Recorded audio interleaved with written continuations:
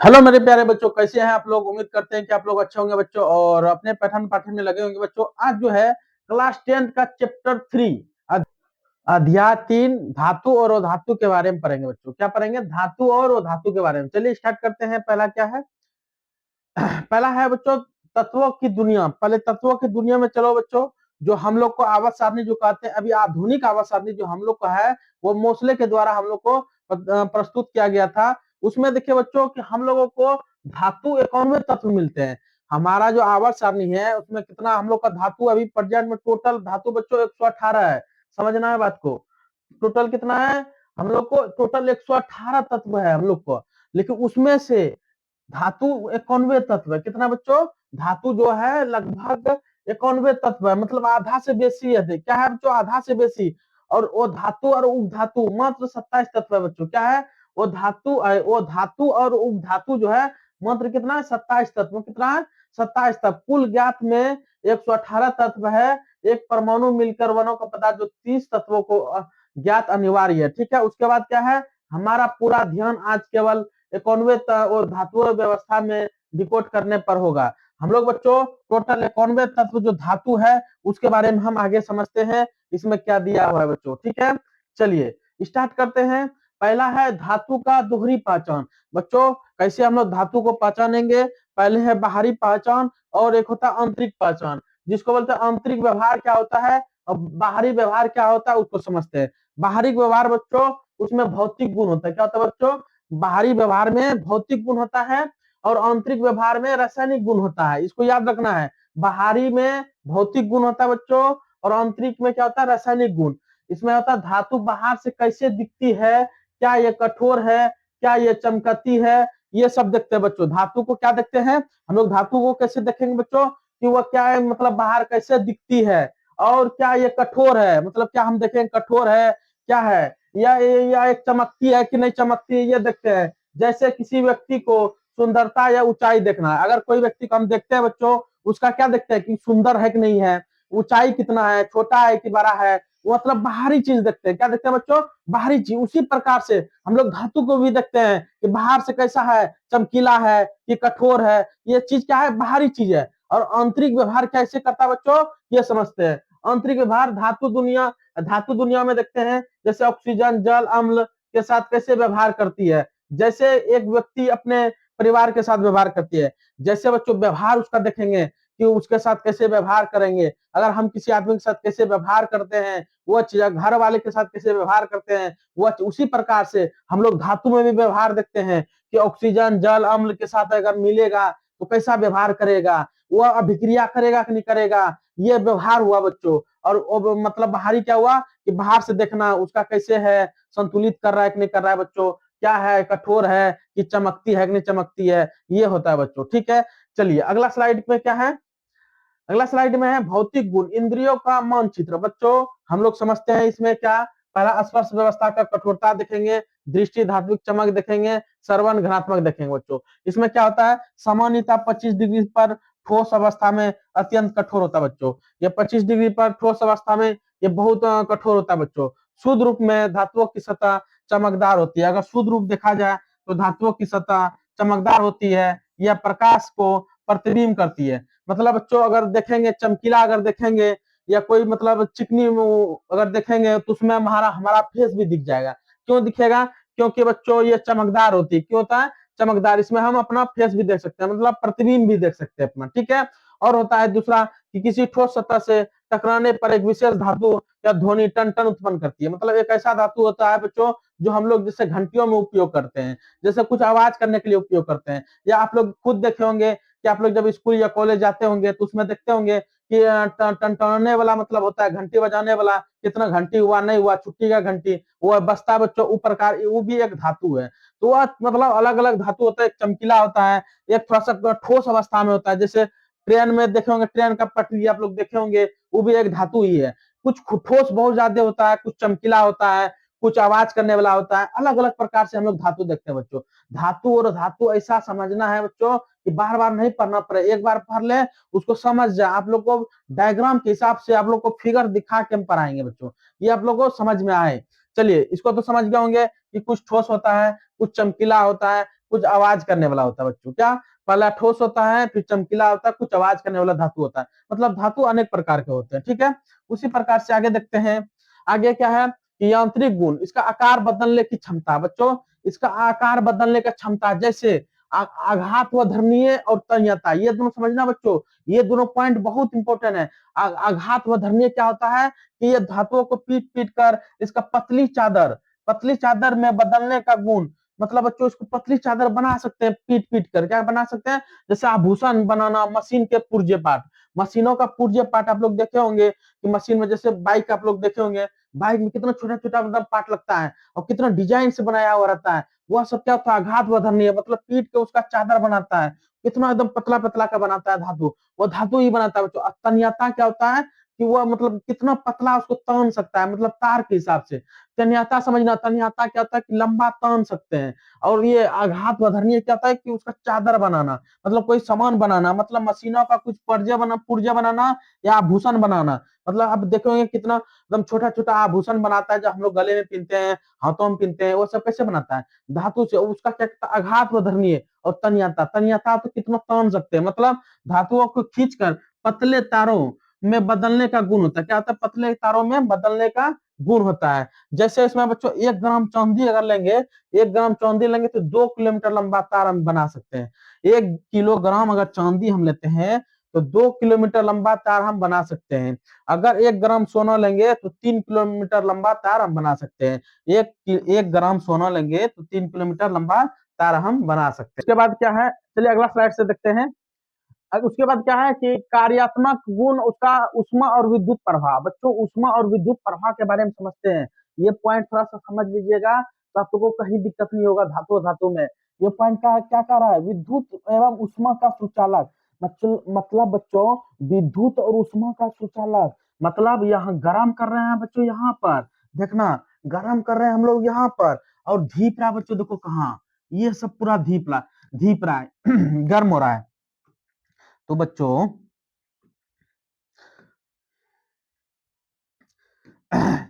गर्म कौन हो रहा है बच्चों? ये देखो, ये गर्म हो रहा है, तो उसको क्या बोलेंगे बताओ? ये जो गर्म हो रहा है बच्चों, ये क्या हो गया? सुचालक हो गया। मतलब गर्म कर रहे हैं यहाँ पर और धीप रहा है इधर, मतलब ये क्या है? सुचालक है। मतलब इसमें क्या हो रहा है? सुचालक है। इसमें क्या हो रहा है बच्चों? इसमें क्या हो रहा है? ऊष्मा का सुचालक हो रहा है। क्या हो रहा है?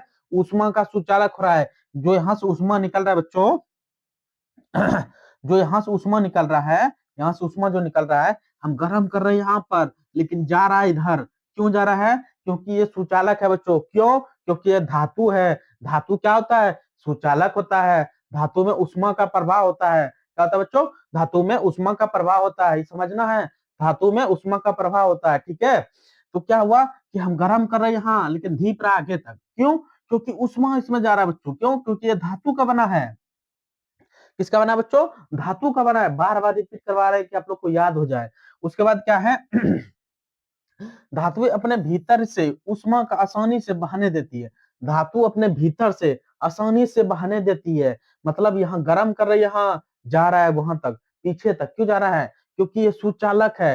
धातु हमेशा सुचालक होता है। इसमें ऊष्मा प्रवाह होता है। क्या होता है बच्चों? इसमें ऊष्मा प्रवाह होता है, याद रखना है। क्या होता है? ऊष्मा प्रवाह होता है। जैसे आग पर रखे चिमटे का दूसरे सिरा भी गर्म हो जाता है। क्या हो जाता है बच्चों?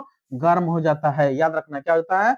गर्म हो जाता है। ये उच्च गलनांक क्वथनांक है। क्या है? उच्च गलनांक एवं क्वथनांक है। ये क्या है? उच्च गलनांक एवं क्वथनांक है। इन्हें पिघलाने या उबालने के लिए अत्यधिक तापमान की आवश्यकता होती है। अगर हम लोग बच्चों धातु को पिघलाएंगे, अगर हम लोग धातु को क्या करेंगे?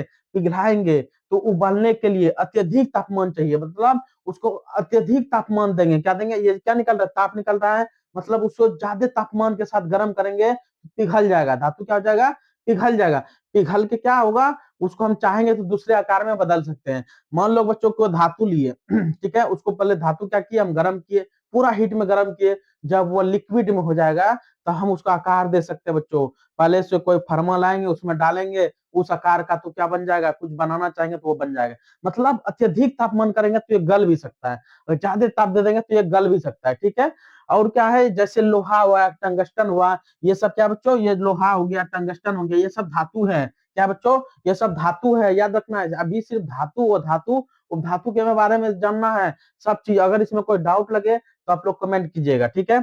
इसमें क्या ऐतिहासिक बातें, मतलब इतिहास में क्या होते थे बातें, उसके बारे में समझते हैं। विद्युत उत्कृष्ट सुचालक होने के कारण पहले तारों जैसे चांदी का उपयोग होता था। मतलब बच्चों, विद्युत जो हमारे सबसे सुने होंगे कि सबसे अधिक सुचालक किसमें होता है। आप लोग सुने होंगे सबसे अधिक सुचालक किसमें होता है बच्चों, किसमें होता है, जो हमारे करंट जो पार होता है कि सबसे अच्छा सुचालक किसमें होता है, चांदी के तार में। किसमें, चांदी में होता है। लेकिन चांदी का तार हम लोग लगाएंगे बच्चों, तो क्या बच्चों अभी उतना मतलब चलेगा, सब तो चांदी निकाल के रख लेगा, आदमी क्या करेगा, रख लेगा।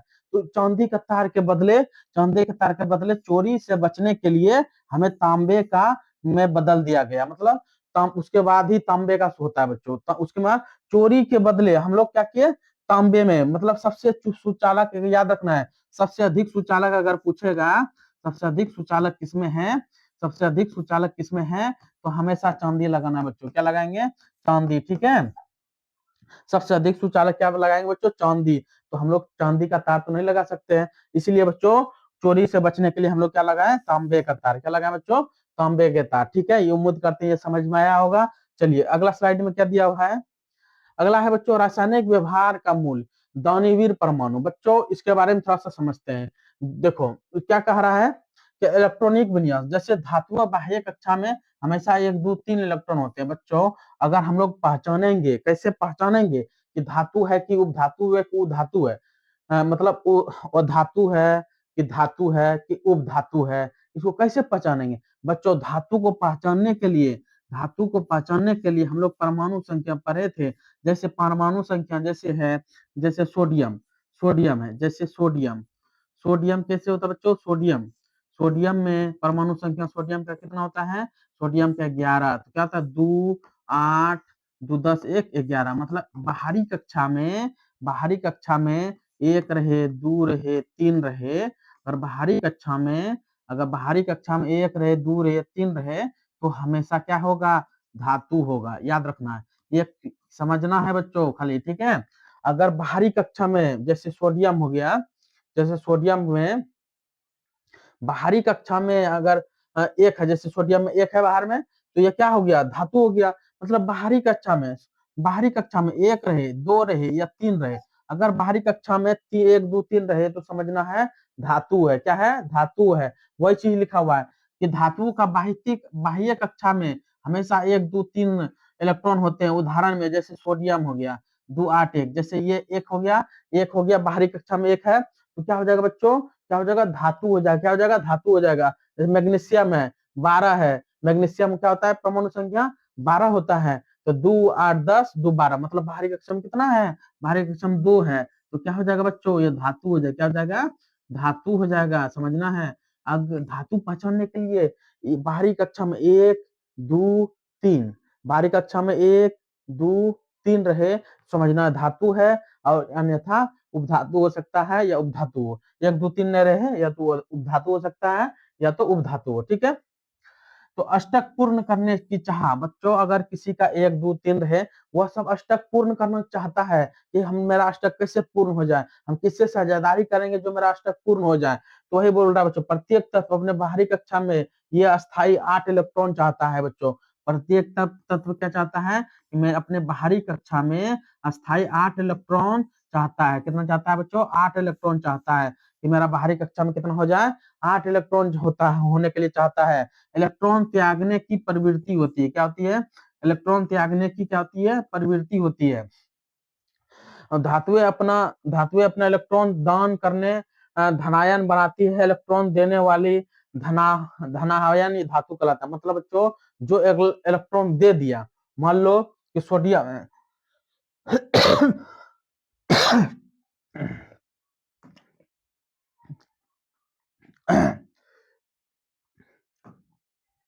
देखो बच्चों क्या आता है, मान लो सोडियम है, सोडियम का परमाणु संख्या क्या आता है Na क्या था 11, कितना मतलब परमाणु संख्या 11। इसका क्या होता है 2 8 1, क्या होता है बच्चों 2 8 1। ये क्या बच्चों, और धातु क्या है, धातु है। क्या बच्चों, धातु है, ठीक है। अगर ये सोचेगा कि हम बाहरी कक्षा में 8 मेरा रहे, मतलब इसके बाद 8, ये सोचेगा मेरा एक इलेक्ट्रॉन जो है उड़ जाए, मतलब ले ले कोई, क्या ले ले कोई हमसे त्याग दे। अगर जो त्यागेगा वह धनात्मक, जो त्यागेगा वो धनात्मक, और जो ग्रहण करेगा वह ऋणात्मक। बच्चों याद रखना है, जो त्यागेगा वह धनात्मक, और जो ग्रहण करेगा वो क्या होगा, ऋणात्मक। ग्रहण कौन कर रहा है बच्चों, ग्रहण करेगा क्लोरीन, जैसे ले लो क्लोरीन, क्लोरीन होता है, इसका परमाणु संख्या कितना होता है, 17। तो ये परमाणु संख्या 17 होगा, 2 8 10 7 हो गया, मतलब इसको एगो चाहिए, और ये एगो दान देना चाहता है। इसको एगो चाहिए कि हमको कोई एगो इलेक्ट्रॉन दे दे, क्या दे दे, एगो इलेक्ट्रॉन कोई दे दे। तो क्या करेगा, इसके साथ साझेदारी कर लेगा कि भाई तुम आ जाओ, एगो ले लो हमसे इलेक्ट्रॉन। ये भी सोचता है कि हमको कोई एगो दे दे, क्या हमको कोई एगो दे दे। तो ये क्या करेगा, ये इससे ले लेगा एक इलेक्ट्रॉन। तो इसका क्या हो जाएगा, बाहरी कक्षा में 2 8 8 हो जाएगा, तो ई भी संतुष्ट हो जाएगा, इसका 2 8 हो जाएगा, मतलब ई भी संतुष्ट हो जाएगा। मतलब बच्चों ये दोनों जब साझेदारी कर लेगा तो क्या बनाएगा, NaCl। क्या बनाएगा बच्चों, NaCl, जो अभी हम लोग नमक खाते हैं घरों में, उसका वो बना देता है। क्या बच्चों, नमक का सूत्र क्या होता है, NaCl होता है। क्या होता है बच्चों, नमक का क्या होता है, NaCl। उम्मीद करते हैं कि समझ में आया होगा। अगर नहीं समझ में आया होगा तो वीडियो पीछे करके एक बार फिर से देख लीजिएगा, ठीक है। चलिए उसके बाद क्या कर रहा है बच्चों, उसके बाद है, उसके बाद क्या बच्चों, सक्रियता का पैमाना, धातुओं का प्रदान क्रम। मतलब बच्चों हाई हाई रेगुलेशन किसमें होता है, मीडियम रिएक्टिविटी किसमें होता है, लो रिएक्टिविटी किसमें होता है, मतलब अत्यंत अभिक्रियाशील, मतलब बच्चों सबसे ज्यादा अभिक्रियाशील। यहाँ पर जो आएगा बच्चों सबसे ज्यादा अभिक्रियाशील होगा, यहाँ पर मीडियम अभिक्रियाशील होगा, यहाँ लो अभिक्रियाशील होगा। बच्चों इसको समझना है, रटना नहीं है बच्चों, धातु धातु धातु को समझना है। मतलब अत्यंत अभिक्रियाशील, अत्यंत अभिक्रियाशील कौन होगा बच्चों, जैसे सोडियम हो गया, पोटेशियम होगा, ये सब क्या होगा, अत्यंत अभिक्रियाशील, ये तुरंत अभिक्रियाशील करेगा, मतलब तुरंत किसी के साथ अभिक्रिया कर लेगा, मतलब हवा में तुरंत आग पकड़ लेते हैं। अगर ये बच्चों थोड़ा सा भी अगर इसको बाहर छोड़ देंगे, जैसे सोडियम को छोड़ दिया, पोटेशियम को छोड़ दिया हवा में, तो क्या हो जाएगा, तुरंत आग पकड़ लेते हैं। इन्हें सुरक्षित रखने के लिए, इन्हें सुरक्षित रखने के लिए क्या बच्चों, इन्हें सुरक्षित रखने के लिए, इन्हें सुरक्षित रखने के लिए मिट्टी के तेलों में रखते हैं, डुबो कर रखा जाता है। इसको अगर सोडियम हो गया, पोटेशियम हो गया, ये तुरंत अभिक्रियाशील बच्चों, इसमें अत्यंत अभिक्रियाशील होता है। अगर इसको सुरक्षित रखना है तो मिट्टी का तेल में रखेंगे। कहाँ रखेंगे बच्चों, मिट्टी के तेल में डुबा के रखेंगे। ये क्या है बच्चों, इसमें मिट्टी का तेल हम क्या किए हैं, डुबा के रखे हैं। क्या किया बच्चों, इसमें डुबा के रखे हैं, मिट्टी के तेलों में क्या किया बच्चों, डुबा के रखे हैं। क्या किए हैं, क्या बच्चों, डुबा के रखे हैं, ठीक है। मिट्टी के तेलों में क्या किया, इसको डुबा के रखें। क्या किया बच्चों, मिट्टी के तेलों में इसको डुबा के रखते हैं। किसको, अत्यंत विक्रियाशील को। अगर मध्य विक्रियाशील है, ये मैग्नीशियम हो गया, एल्यूमिनियम हो गया, जिंक हो गया, लोहा हो गया, ये हवा में या पानी के साथ धीरे धीरे प्रकृति कर, जो मध्य वाला बच्चों, ये अभिक्रियाशील बहुत धीरे धीरे होता है। मतलब जैसे लोहा हो गया, लोहा में मतलब अगर हवा में रहेगा तो क्या होगा, ज्यादा जंग लगेगा, तो बहुत समय के बाद लगता है जंग बच्चों, क्या समय के बाद, वो अत्यंत थोड़ा धीरे धीरे। लेकिन ये वाला अत्यंत विक्रियाशील है, जैसे बाहर रखेंगे हवा में या पानी में, जैसे रखेंगे बच्चों तुरंत हवा के तुरंत आग पकड़ लेता है। ये सुरक्षित रखने के लिए मिट्टी के तेलों में रखते हैं। कहाँ रखते हैं बच्चों, मिट्टी के तेलों में डुबा के रखते हैं, तब ये सुरक्षित रहता है। किसको, सोडियम को, पोटेशियम को, सोडियम को और पोटेशियम को मिट्टी के तेलों में डुबा के रखते हैं, ठीक है। उसके बाद समझते हैं कि मध्यम अभिक्रियाशील, ये बच्चों मध्यम अभिक्रियाशील क्या है, जैसे मैग्नीशियम हो गया, एल्यूमिनियम हो गया, जिंक हो गया, लोहा हो गया, ये सब क्या बच्चों हवा या पानी के साथ धीरे धीरे प्रतिक्रिया करते हैं। क्या करते हैं, धीरे धीरे प्रतिक्रिया करते हैं। जैसे लोहा में जंग लगना, मतलब बच्चों लोहा में जंग क्या लगता है, तुरंत लगता है नहीं, धीरे धीरे जंग लगता है। और लास्ट वाला है बच्चों लो, निष्क्रिय है, ये आदर्श धातु है बच्चों। इसमें जैसे तांबा हो गया, चांदी हो गया, सोना हो गया, प्लेटिनियम हो गया, ये बच्चों वायु या जल के साथ कोई अभिक्रिया नहीं करता है। मतलब वायु रहे या जल रहे या किसी के साथ ये अभिक्रिया नहीं करता है। क्यों बच्चों, सोना हम लोग आभूषण जो बना के पहनते हैं, सोना का काला होता है, जल्दी नहीं होता है, तो अभिक्रिया नहीं करता है। क्यों नहीं होता बच्चों? हम लोग सोना का जेवर बनवाते हैं, चांदी का जेवर बनवाते हैं, चांदी का पायल बनवाते हैं, बहुत कम मतलब अभिक्रिया करता है ये सब, मतलब न के बराबर अभिक्रिया है। ये पूरी तरह सुरक्षित एवं अस्थायी होता है। क्या होता है? पूरी तरह सुरक्षित होता है और अस्थायी होता है। क्या होता है? पूरी तरह सुरक्षित होता है और अस्थायी होता है। समझ में आया हो बच्चों? चलिए उसके बाद क्या कर रहा है? उसके बाद है दुनिया के साथ में संपर्क, ऑक्सीजन O2 के साथ अभिक्रिया, मतलब O2 के साथ जो अभिक्रिया करता है, चलिए उसके बारे में समझते हैं। जैसे धातु ऑक्सीजन के साथ अभिक्रिया कर बन के क्या बनाता है? धात्विक ऑक्साइड। क्या बनाता है? धात्विक ऑक्साइड, जो प्राकृतिक में क्षारीय होता है। क्या होता है? प्राकृतिक में क्षारीय होता है। इसमें सामान्य अभिक्रिया होता है और तीव्र उष्मा आवश्यकता होती है और नमी प्रभाव होता है। ठीक है, समझते हैं उसके बाद। सामान्य अभिक्रिया जैसे कॉपर ऑक्साइड बनाता है, कॉपर और ऑक्सीजन मिलकर कॉपर ऑक्साइड क्या बनाता है? कॉपर और ऑक्सीजन मिलकर कॉपर ऑक्साइड बनाता है। क्या बनाता है? Copper oxide. लंबे समय तक गर्म करने पर काली परत का निर्माण करता है। क्या? लंबे समय तक इसको गर्म करने पर ये काली परत का निर्माण करता है। लंबे समय पर अगर गर्म करेंगे तो काली परत का निर्माण करता है। जैसे तीव्र उष्मा का आवश्यकता जो है, जैसे मैग्नीज हो गया, ये सामान्य ताप पर नहीं जलता है, मतलब इसका सामान्य ताप पर ये नहीं जलता है। यह अत्यधिक गर्म करने पर तेज प्रकाश और उष्मा के साथ मैग्नीज ऑक्साइड बनाता है। क्या बनाता है? मैग्नीज ऑक्साइड बनाता है। और नमी का प्रभाव क्या होता है? नमी का प्रभाव होता है जैसे लोहा। क्या हो गया? लोहा। यह शुष्क हवा में नहीं जलता है, यह शुष्क हवा में नहीं जलता है, लेकिन आर्द्र हवा नमी में ऑक्सीकृत होकर यह जंग लग जाता है। मतलब बच्चों शुष्क हवा, जो सूखा हवा, उसमें नहीं जलता है बच्चों, लेकिन आर्द्र वायु जैसे नमी हो गया, जैसे नमी उसमें पकड़ लिया, नमी पकड़ने के बाद ऑक्सीकृत होकर उसमें जब ऑक्सीकृत जैसे ऑक्सीजन से अभिक्रिया करके उसमें जंग लग जाता है। लोहा में क्या हो जाता है? जंग लग जाता है। इसको समझना है बच्चों, ठीक है। उसके बाद क्या कर रहा है? उसके बाद है कि जल परीक्षण जैसे तापमान पर अभिक्रिया। क्या? तापमान पर अभिक्रिया। सूत्र होता है धातु प्लस जल। क्या? धातु प्लस जल मिला के धातु हाइड्रोक्साइड प्लस हाइड्रोजन गैस बनाता है। ठीक है, समझते हैं जल का अवस्था। जैसे शीतल जल। क्या? शीतल जल में धातु सोडियम हो गया, पोटेशियम हो गया, अभिक्रिया तीव्रता अत्यंत तीव्र अभिक्रिया होता है, मतलब सोडियम और पोटेशियम में अत्यधिक तीव्र अभिक्रिया होता है। समझना है। जल का अवस्था में शीतल जल मतलब ठंडा जल में सोडियम हो गया, पोटेशियम हो गया, अगर इसमें डालेंगे तो तुरंत अभिक्रिया करेगा, तुरंत आग उठने लगेगा। क्यों बच्चों? क्योंकि ये सबसे अत्यधिक अभिक्रियाशील है। सोडियम हो गया, पोटेशियम हो गया, ये क्या है? अत्यधिक अभिक्रियाशील है, मतलब अत्यंत तीव्र अभिक्रियाशील करता है। ठीक है, उसके बाद है गर्म जल। अगर गर्म जल में मैग्नीज डालेंगे, गर्म जल में अगर धातु जैसे मैग्नीज डालेंगे, ठंडे पानी में अक्रिय केवल गर्म जल में क्रिया करता है। क्या होता है बच्चों? गर्म जल में सिर्फ, ये ठंडी जल में नहीं अभी क्रिया करेगा, लेकिन गर्म जल में क्या करेगा?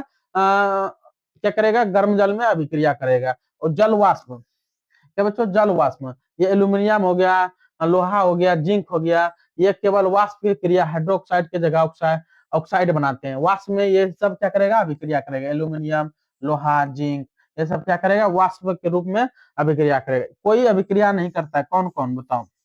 कोई अभिक्रिया नहीं करता है। जैसे लेड हो गया, तांबा हो गया, चांदी हो गया, सोना हो गया, किसी भी स्थिति में जल के साथ नहीं जुड़ता है। ये किसी भी स्थिति में बच्चों जल के साथ नहीं जुड़ता है। जैसे लेड हो गया, कॉपर हो गया, जैसे तांबा हो गया, चांदी हो गया, सोना हो गया, ये कहीं पर भी इसको रख देंगे, ये जल के साथ अभिक्रिया नहीं करता है। लेकिन बच्चों जल के साथ कौन कौन अभिक्रिया करते हैं? फिर से समझ लो इसको। क्या? फिर से इसको समझ लो, ठीक है, ये बहुत इंपॉर्टेंट है। जल के साथ जैसे ठंडा जल में ये सोडियम हो गया, पोटेशियम हो गया, ये अत्यधिक ज्वलनशील होता है, तुरंत आग पकड़ लेगा। गर्म जल में मैग्नीशियम होता है, ये ठंडे पानी में अक्रिय होता है, पानी ठंडे पानी में अभिक्रिया नहीं करेगा, लेकिन केवल गर्म पानी में क्रिया करता है। कौन? मैग्नीशियम, गर्म पानी में मैग्नीशियम करता है। और जल वाष्प में, जब वाष्प में जब होता है, एल्यूमिनियम, लोहा, जिंक, ये सब क्या? ऑक्सीकृत हो जाता है, हाइड्रोक्साइड के जगह पर ऑक्सीकृत बनाते हैं। ठीक है, ऑक्साइड बनाते हैं, और ये इसमें कोई अभिक्रिया नहीं करता। कौन? लेड, तांबा, चांदी, सोना, ये सब कोई अभिक्रिया नहीं करता है। ठीक ना, जल के साथ कोई अभिक्रिया नहीं करता है। चलिए उसके बाद क्या है? अम्लों और क्षारों के साथ परीक्षण। जैसे तनु अम्ल हो गया, जैसे धातु प्लस तनु अम्ल मिलकर क्या बनाता है? लवण बनाता है, प्लस गैस। क्या? धातु प्लस तनु अम्ल मिलकर क्या बनाता है? लवण बनाता है, प्लस में क्या बनाता है? Hydrogen gas. क्या बनाता है? Hydrogen gas. उसी प्रकार से उदाहरण समझना है। उदाहरण हो गया सोडियम, क्या हो गया, सोडियम क्या हुआ, धातु हो गया, क्या हो गया बच्चों, सोडियम क्या हो गया, धातु हो गया, क्या हो गया, धातु हो गया। और ये तनु अम्ल जैसे हाइड्रोक्लोरिक अम्ल, हमारे पेटों में क्या रहता है, हाइड्रोक्लोरिक अम्ल, जो हम हमारे पेटों में अम्लीय क्या रहता है बच्चों, हाइड्रोक्लोरिक अम्ल, वही है। ठीक है, सोडियम और हाइड्रोक्लोरिक अम्ल के साथ अभिक्रिया कराएंगे तो NaCl बनाएगा, मतलब नमक बनाएगा। क्या बनाएगा बच्चों, नमक। क्या बनाता है, नमक बनाता है। और क्या होता है, और हाइड्रोजन गैस क्या हो जाता है, बाहर हो जाता है। जैसे अपवाद में, सिर्फ अपवाद में तांबा आ गया, चांदी आ गया, सोना आ गया, ये तनु अम्लों के साथ अभिक्रिया नहीं करता है। अपवाद में है बच्चों, ये अपवाद में याद रखना है, तांबा जिसको कॉपर बोलते हैं, चांदी, ठीक है, और सोना, ये तनु अम्लों का अभिक्रिया नहीं करता। क्या, तनु अम्लों का अभिक्रिया ये सब नहीं करता है। और ये याद रखना है, तनु अम्ल क्या होता है, डिसोल्ट एसिड्स क्या होता है, धातु और तनु अम्ल मिलकर लवण बनाते हैं, जिसको न बच्चों नमक बोलते हैं, जैसे NaCl, Na और हाइड्रोक्लोरिक अम्ल मिलकर NaCl, हाइड्रोजन क्या होता है बच्चों, बाहर हो जाता है। उसी प्रकार से क्षार में देखते हैं, क्या देखें बच्चों, ये अम्ल में देखें, तनु अम्ल में, अब क्षार में देखते हैं। ठीक है, क्षार में क्या होता है, अधिकांश धातु क्षार जैसे NaOH के साथ अभिक्रिया नहीं करती है। अपवाद में है बच्चों, सिर्फ अपवाद में कौन है, लेड है। ठीक है, लेड हो गया, एल्यूमिनियम हो गया, जिंक हो गया, क्षार के साथ अभिक्रिया करते हैं। ठीक है, ये सब जो है अपवाद में है, ये सब क्या अभिक्रिया करते हैं। और ये मतलब ऑक्साइड धातु है, क्षार के साथ अभिक्रिया नहीं करता है, NaOH के साथ अभिक्रिया नहीं करते हैं। लेकिन ये सब जो है, ये है क्षार के साथ अभिक्रिया कर लेगा। ये जो है लेड है, लेड हो गया, एल्यूमिनियम हो गया, जिंक हो गया, ये सब क्षार के साथ अभिक्रिया कर ले, क्यों, क्योंकि अपवाद में है। ठीक है, अपवाद में इसीलिए अभिक्रिया कर लेता है। उसके बाद सब महत्वपूर्ण अभिक्रिया कौन है, जैसे जिंक हो गया, NaOH के साथ मिलेगा तो सोडियम, सोडियम जिंकेट बनाता है। क्या बनता है, सोडियम जिंकेट, गैस के रूप में हाइड्रोजन निकल जाता है बाहर। ठीक है, उम्मीद करते हैं ये समझ में आया होगा, अम्लीय और क्षारीय। ठीक है, अम्लीय में कौन किसके साथ अभिक्रिया करता है, किसके साथ नहीं, ये तो समझ गए। और क्षार में याद रखना है, क्षार में सिर्फ अपवाद में ये है जो अभिक्रिया क्षार के साथ अभिक्रिया करता है, सिर्फ ये, और इधर कुछ नहीं करता है। ठीक है, याद रखना है। उसके बाद है उसके बाद क्या है कि नियम तोड़ने वाले अपवाद, क्या होता है, नियम जो तोड़ता, जो नियम बनाया था, जो नियम हम लोग का बनाया हुआ था जो आवर्त सारणी में, वो इसको तोड़ने वाला ये अपवाद है। जैसे पारा हो गया, पारा क्या हो गया बच्चों, पारा समझना है, नियम, धातुएं ठोस होती है, क्या होता है, धातुएं ठोस होती है। इसका अपवाद में यह है, यह सामान्य तापमान 25 डिग्री सेल्सियस पर द्रव अवस्था में पाया जाता है। बच्चों हम लोग कहते हैं धातु है, धातु क्या होता है, धातु क्या होता है बच्चों, ठोस होता है, धातु क्या होता है, ठोस होता है। लेकिन ये जो पारा है, पारा 25 डिग्री सेल्सियस पर द्रव अवस्था में रहता है। मतलब जो 25 डिग्री सेल्सियस अगर तापमान भी रहेगा ना, तो ये द्रव अवस्था में रहेगा। जिस द्रव अवस्था तो आप लोग समझते होंगे, ठोस अलग होता है, द्रव अलग होता है, गैस अलग होता है। उसी प्रकार से समझना है, पारा जो है ना 25 डिग्री सेल्सियस पर क्या रहता है, द्रव अवस्था में। लेकिन हम लोग समझते हैं कि हम लोग क्या समझते हैं कि धातु क्या होता है, ठोस होता है। लेकिन धातु ठोस भी नहीं होता बच्चों, ठोस नहीं होता है, द्रव भी होता है। क्यों, क्योंकि ये अपवाद में है। अपवाद में याद रखना है, क्या रखना है, अपवाद में याद रखना है कि 25 डिग्री सेल्सियस पर यह द्रव अवस्था में पाया जाता है। उसके बाद अपवाद में क्या है, सोडियम हो गया, पोटेशियम हो गया, यह धातुएं कठोर होती है। नियम क्या है बच्चों, नियम है कि धातु कठोर होती है। लेकिन अपवाद में क्या है, यह इतने मुलायम होते हैं कि इसे चाकू से आसानी से काटा जा सकता है। समझना है, ये बहुत इंपॉर्टेंट टॉपिक है बच्चों। ये जो है अपवाद वाला जो चीज है, ये बहुत इंपॉर्टेंट टॉपिक है। देखना फिर से समझो इसको। पारा है, पारा जिससे बोलते हैं SG, क्या बोलते हैं बच्चों, पारा क्या बोलते हैं, SG, इसको सिनेवार भी बोलते हैं। तो पारा जो है SG, इसका नियम क्या होता है कि नियम हम लोग समझते हैं कि धातु जो है ठोस होता है। क्या होता है बच्चों, धातु क्या होता है, ठोस होता है। लेकिन ये अपवाद में क्या है कि ये सामान्य तापमान पर 25 डिग्री पर ये द्रव अवस्था में पाया जाता है। मतलब बच्चों पारा जो है हम लोग का द्रव अवस्था में पाया जाता है। लेकिन हम लोग क्या समझते हैं कि ठोस होता है धातु, लेकिन धातु तो है, लेकिन ये ठोस नहीं है, ये द्रव अवस्था में, ये क्या है, अपवाद में है। फिर से समझना, सोडियम और पोटेशियम, क्या बच्चों, सोडियम और पोटेशियम जो है ये क्या है, नियम कहता है कि ये ठोस होना चाहिए। क्या, नियम कहता है कि ये ठोस होना चाहिए। लेकिन अपवाद में क्या है कि ये मुलायम होती है, क्या होती है, मुलायम होती है और इसे चाकू से आसानी से काटा जा सकता है। ये पानी के साथ अभिक्रिया करता है बच्चों। सोडियम पोटेशियम को हम लोग किसमें रखते हैं, केरोसिन तेल में रखते हैं, कोई भी तेल में इसको डाल के रखते हैं। ये आसानी से चाकू से काटा जा सकता है। क्या काटा जा सकता है, चाकू से आसानी से काटा जा सकता है। और ये क्या है बच्चों, ये द्रव है, याद रखना है। उसके बाद मैग्नीज में आओ, क्या हो, मैग्नीज में क्या होता है, धातु ऑक्सीजन से जुड़ती है। मतलब नियम होता है कि धातु क्या होता है, ऑक्सीजन के साथ जुड़ती है। लेकिन ये यहाँ समझो, ये अपवाद में दिया हुआ है, सामान्य ताप पर अक्रिय केवल अत्यधिक गर्म करने पर ऑक्सीजन की क्रिया करता है। क्या करता है बच्चों, ऑक्सीजन के साथ क्रिया कर लेता है, अभिक्रिया कर लेता है। समझना है, क्या कर लेता है, अभिक्रिया कर लेता है। और लेड हो गया, एल्यूमिनियम और जिंक, समझो बात को, क्या, लेड हो गया, एल्यूमिनियम हो गया और जिंक हो गया। नियम कहता है धातुएं क्षार से अभिक्रिया नहीं करती है। नियम क्या कहता है कि धातु जो है क्षार के साथ, अभी बताया ना कि धातु क्षार के साथ अभिक्रिया नहीं करते, लेकिन अपवाद में कुछ था तो वही अपवाद में लेड हो गया, एल्यूमिनियम और जिंक हो गया, ये क्षार के साथ भी अभिक्रिया करता है बच्चों। और हम लोग जानते हैं कि क्षार के साथ धातु अभिक्रिया नहीं करता है, ये हम पीछे भी बताएं कि क्षार के साथ धातु अभिक्रिया नहीं करता है। लेकिन कुछ है जो अपवाद में जो धातुओं के साथ अभिक्रिया कर लेता है, मतलब क्षार के साथ। तो कौन है अपवाद में, ये तीनों क्षार के साथ अभिक्रिया कर लेते हैं, हाइड्रोजन गैस निकालती है। क्या निकालती है, हाइड्रोजन गैस बाहर निकाल देती है। लेकिन क्षार के साथ कौन कौन अभिक्रिया करता है, लेड हो गया, एल्यूमिनियम हो गया, जिंक हो गया, ये सब क्षार के साथ अभिक्रिया करता है। लेड, एल्यूमिनियम, जिंक जो है ये क्षार के साथ अभिक्रिया करता है। ये अपवाद में नियम कहता है कि धातु जो है क्षार के साथ अभिक्रिया नहीं करता है। ये कौन कहता है, ये नियम कहता है। लेकिन नियम को तोड़ने वाला ये है, लेड हो गया, एल्यूमिनियम हो गया, जिंक हो गया। ये अपवाद में जो है ये नियम तोड़ने वाला है। जो नियम है उसका नियम क्या किया है, ये तोड़ने वाला है। ये जितना ये नियम तोड़ा गया है इसको समझो, इसको बार बार रिपीट करना। ये जिसको स्क्रीनशॉट लेना है इसका स्क्रीनशॉट ले लो, ठीक है, स्क्रीनशॉट इसका ले लो, ये बहुत इंपॉर्टेंट है, ठीक है। स्क्रीनशॉट ले लिया, उसके बाद क्या है, धातु का ब्लूप्रिंट संपूर्ण सारांश, मतलब एक ही स्लाइड में पूरा सारांश समझो बात को। पहला समझो, भौतिक अवस्था में सामान्य ताप पर ठोस होता है पारा को छोड़कर। भौतिक अवस्था में समान ताप पर ठोस होता है पारा को छोड़कर। पारा क्या होता है, द्रव होता है बच्चों, अभी बताया ना, पारा क्या होता है, द्रव होता है। उसके बाद सतह पर धात्विक चमक होता है, जो सतह है वह क्या होता है, धात्विक चमक होता है। ये आघात व धन्य होता है, ये पीठ का चादर बनाता है। क्या बनाता है बच्चों, इसका पीठ के चादर बनाता है, धातु को पीठ के चादर बनाता है बच्चों, ठीक है। उसके बाद तन्यता होता है, खींच के तार लंबा बनाता है। मतलब बच्चों ये तन्यता होता है, खींच के तार लंबा बनाता है। मतलब बच्चों चांदी को एकदम तार जैसा लंबा कर सकते हैं। अभी बताए ना 10 ग्राम में कितना जा सकता है, उसको लंबा कर सकते हैं। तन्यता होता है, आघात व धन्य होता है।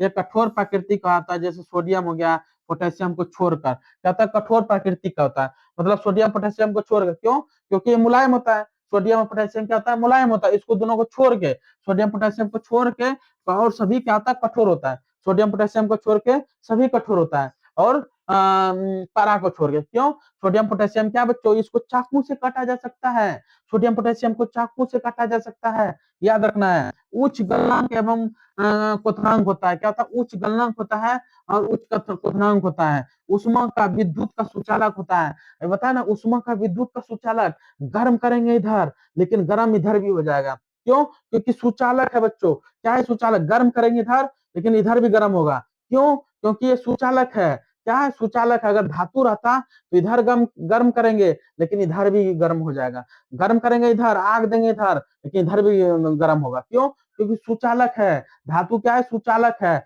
मतलब यहाँ गर्म करेंगे तो ये हीट इधर भी आ जाएगा, ठीक है। चलिए उम्मीद करते हैं समझ में आया होगा। धनात्मक ये सुनर्सन ध्वनि होता है, मतलब ये ध्वनि भी उत्पन्न करता है बच्चों। अगर इसमें मारेंगे किसी से तो ये धातु रहेगा, जब हम लोग घंटी बजाते हैं तो टन टन टन टन वह मतलब आवाज भी करता है। क्या करता है, आवाज भी करता है। अब समझते हैं रासायनिक संरचना, मतलब उसके भीतर का अभिक्रिया करता है। मतलब क्या बताते हैं, रासायनिक में अभिक्रिया करना, आंतरिक में क्या होता है, ठीक है। बाह्य कक्षा में 1 2 3 इलेक्ट्रॉन होते हैं। मतलब धातु में बच्चों बाह्य कक्षा में 1 2 3 होता है। क्या होता है, बाह्य कक्षा में 1 2 3 इलेक्ट्रॉन होता है। उसके बाद इलेक्ट्रॉन त्याग कर कर ये धनात्मक बनाता है, ये इलेक्ट्रॉन त्याग भी करता है। जिसका बाहरी कक्षा में 1 2 3 रहेगा वो तो सोचबे नहीं करेगा कि मेरा अष्टक पूरा हो जाए, तो सोचेगा मेरा एक तो निकल जाए। हम किसी के साथ अभिक्रिया करेंगे, तुम एगो मेरा ले लो, एगो दो गो ले लो। मतलब 1 2 3 वो क्या क्या करता है, तो त्याग करता है। क्या करता है, त्याग करता है। वह धनात्मक बनना चाहता है, मतलब त्याग करना, मतलब अगर हम त्याग कर देंगे एक इलेक्ट्रॉन तो क्या हो जाएंगे, हम धनात्मक हो जाएंगे, अगर हम ग्रहण करेंगे तो ऋणात्मक हो जाएंगे, याद रखना है। और O2 क्या करता है बच्चों, धात्विक ऑक्साइड मतलब क्षारीय बनाता है, और जल के साथ मिलकर धातु हाइड्रोक्साइड बनाता है, जो H2 बाहर निकल जाता है। मतलब जल के साथ अगर अभिक्रिया कराएंगे धातु को तो धातु हाइड्रोक्साइड बना देता है, और अम्ल के साथ जब हम बनाते हैं, अम्ल जैसे धातु लिए और अम्ल लिए, धातु लिए अम्ल लिए तो अभिक्रिया करके लवण बना देता है। धातु लेके अम्ल लिए तो लवण बना देगा, याद रखना। धातु लिए अम्ल लिए तो लवण बना देता है। धातु जो है क्षार के साथ अभिक्रिया नहीं करता है, लेकिन अपवाद को छोड़ के, अपवाद कुछ था हम बताए ना, अपवाद उसको छोड़ के ये क्षार के साथ अभिक्रिया नहीं करता है, अम्ल के साथ अभिक्रिया करता है। क्या करता है, अम्ल के साथ अभिक्रिया करता है, तो क्या बनाता है, लवण बनाता है, और हाइड्रोजन गैस बाहर निकल जाता है। उम्मीद करते कि समझ में आया होगा, ठीक है। ठीक है, चलिए बच्चों, उम्मीद करते हैं कि समझ में आया होगा। इसका अगर स्क्रीनशॉट लेना चाहते हैं तो स्क्रीनशॉट इसका ले लीजिए। बच्चों आज का सेशन यहीं तक रहा, सिर्फ आज समझे बच्चों धातु के बारे में, और अगले वीडियो में बताएंगे उपधातु और अधातु, ये दोनों के बारे में अगले वीडियो में बताएंगे अगले टॉपिक के साथ। बच्चों आज का सेशन यहीं तक रहा, फिर अगर अगले वीडियो में मिलते हैं बच्चों। जय हिंद, जय भारत।